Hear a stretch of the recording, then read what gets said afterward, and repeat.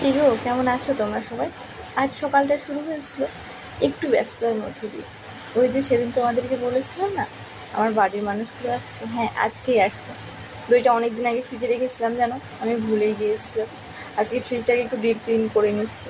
যতটা সম্ভব কাজটা এগিয়ে রাখার চেষ্টা করছি, যাতে একটু বেশি সময় ধরে ওদের সাথে বসে গল্প করতে পারি। কী যে আনন্দ হচ্ছে না, কি বলবো।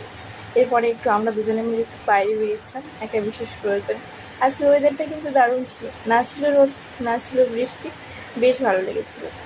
এই দৃশ্যটা দেখে আমার মনে হলো যে সত্যি মা বাবা সন্তানদের জন্য কত কষ্ট করতে পারে। আমাদের ছোট ছোট কষ্ট নিয়ে আমরা কত হতাশ হয়ে পড়ি বলতো। আর এরা দেখো কত জীবন যুদ্ধ করছে। এটা হলো রাত্রি 12টার সময়, এখনো পর্যন্ত রাতের খাওয়ার হয়নি। সবাই মিলে পাগলামো করছে। কাল পর্যন্ত আমার এই ঘরটা খালি ছিল, আজকে দেখো সবাই মিলে ভরে উঠেছে। মুম্বাইতে আজ ওদের প্রথম দিন, জানো। চলো, আজ আমি আসি। তোমরা সবাই ভালো থেকো আর আমার চ্যানেলকে সাবস্ক্রাইব করে দিও।